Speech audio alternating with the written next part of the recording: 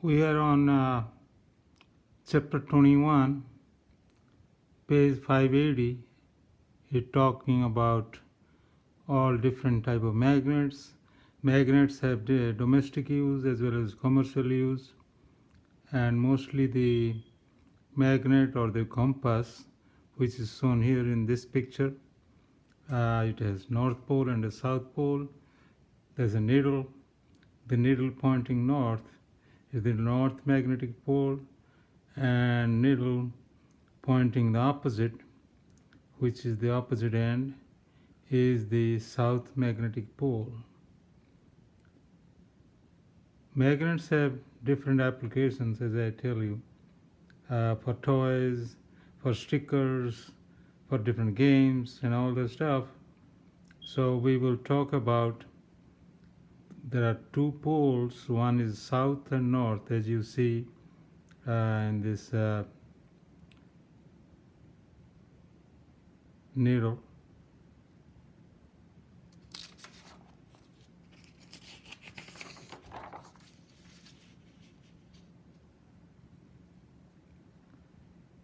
Look at this now, which is figure number 2 in your textbook.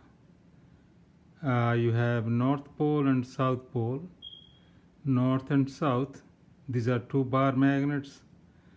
So when they come closer, north repels north, south repels south.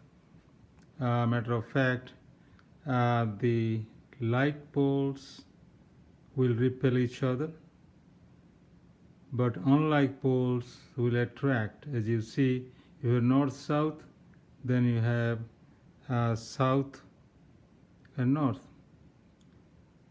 So those are unlike poles, and they will attract each other. This is a simple example.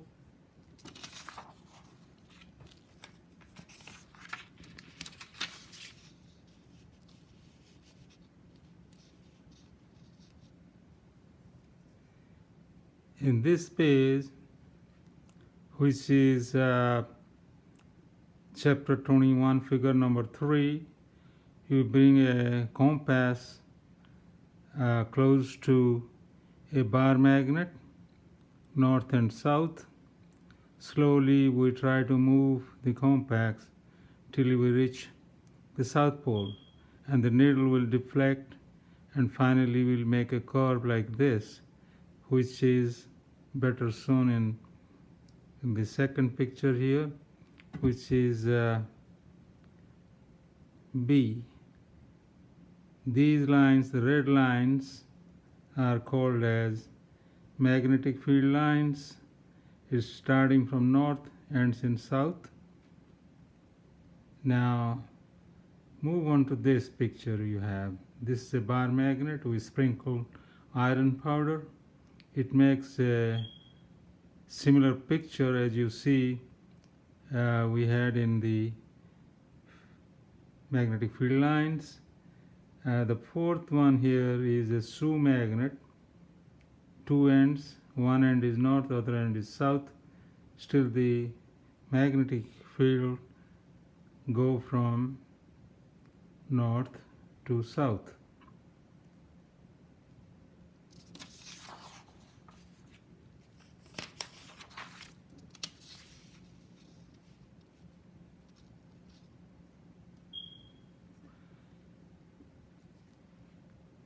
Surrounding a magnet, there is a magnetic field, and this magnetic field can be compared to electric field.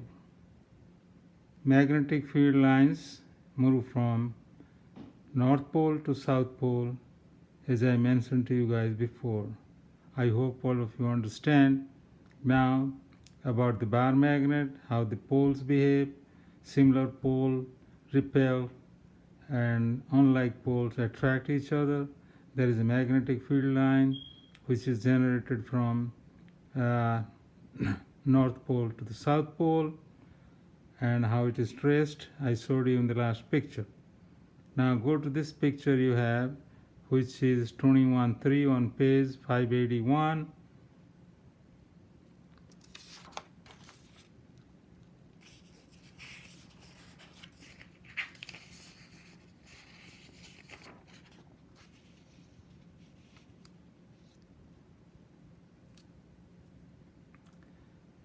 here there is a bar magnet which is shown like north and south. That's inside the earth, and the field lines go from north to south as usual, north to south. So there are two rotational axes. One is the north magnetic pole, which is shown here, and the other one is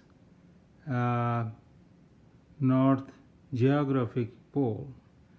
They are not coinciding each other, so there's a difference between those two, and the magnetic axis is shown in the dotted line.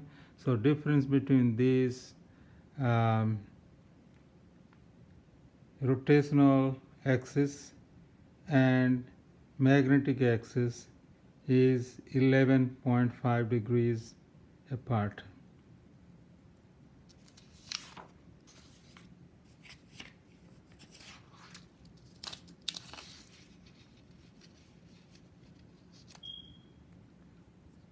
Again, I am repeating, Earth rotational axis doesn't coincide with the magnetic axis.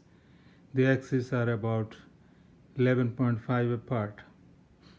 Now let us consider how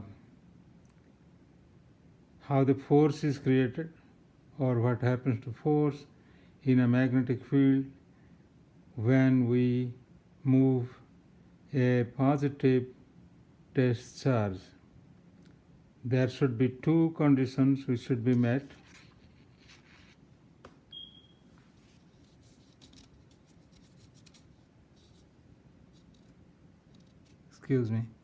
There should be two conditions which should be met for charge to experience a magnetic force when placed inside a magnetic field. Please refer to figure 21.7, page 582.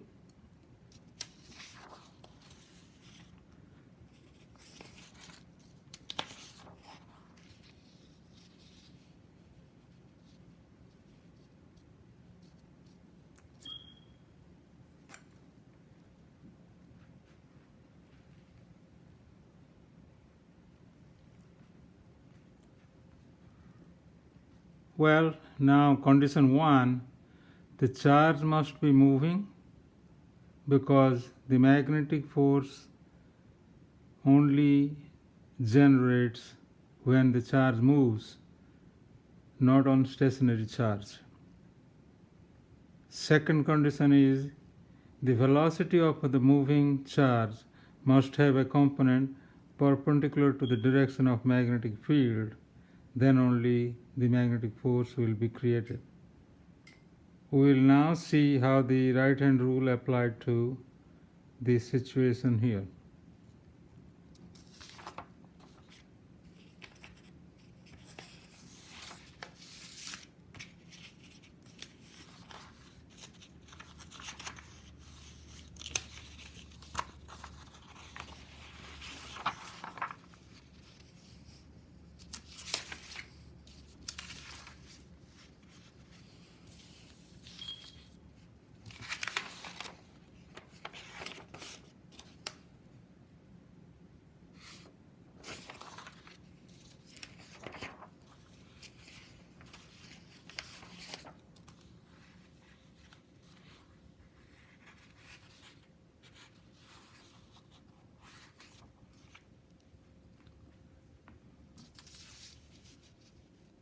I'm sorry, I had a little problem with this paper here.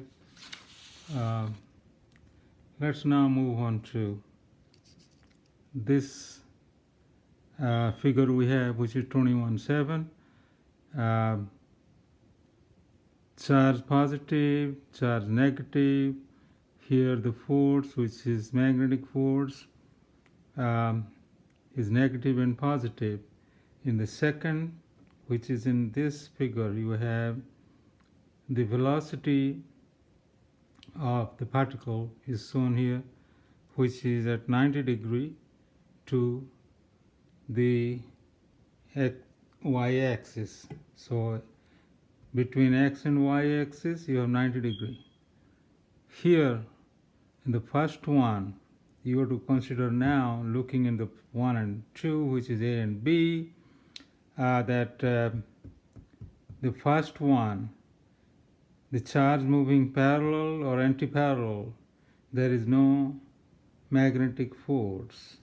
But here in the part B, you have the magnetic force which is maximum, as you see here, and velocity is at 90 degree to the magnetic field lines, which is B.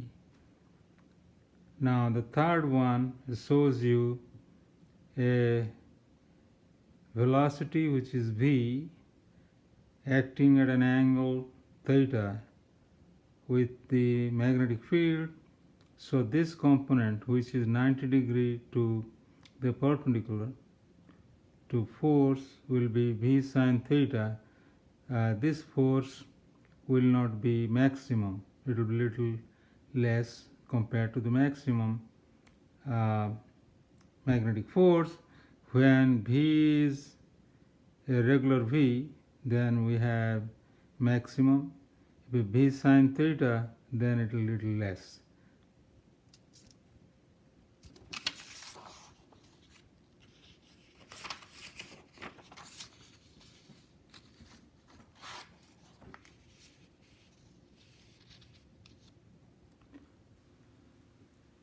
Out of this picture, we will be talking about the right hand rule, where we talked about in the previous one, which is 21.7 figure, that how the velocity moves in the direction of B or at an angle theta compared to the magnetic field, and how the magnetic force is generated. Now open up your right hand as shown, and the pointing fingers are magnetic field lines, which is B, and the thumb points along the velocity V, which is positively charged particle. So it's a positively charged test particle we took from the beginning, as you remember this. And the palm faces the direction of magnetic force applied to the particle.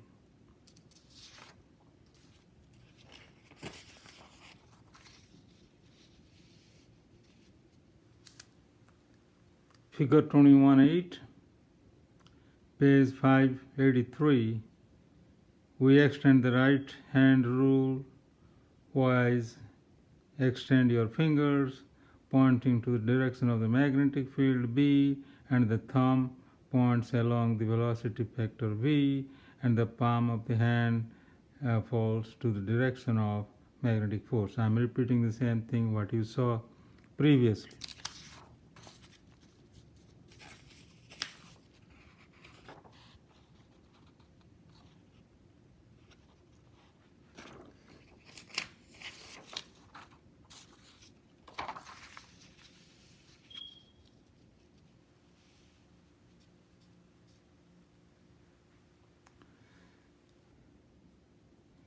Okay, the magnitude of B of the magnetic field at a point in space can be defined as, we can go back to chapter 18 where we talked about electric field. Here we have B, so we can define that B as force, which is magnetic force, divided by absolute value Q0 times V sine theta. That is the component of V. So ultimately we have now the unit of magnetic field as Newton times second divided by Coulomb times meter, and that is 1 Tesla. In other words, we have a simple equation on the bottom here. T equals N times S, Newtons times second, divided by coulombs times meter. So 1 coulomb per second is 1 amps, so you can rewrite as 1 Tesla equals Newton divided by amps times meter.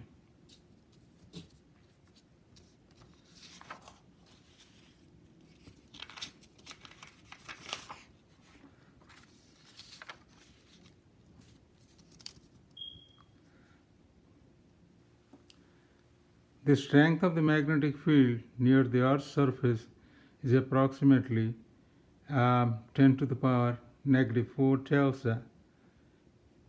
In such a case, we can define this field unit, which is known as Gauss or G. So 1 Gauss equals 10 to the power negative 4. How a charged particle moves in a magnetic field. Figure 21.9, page 585.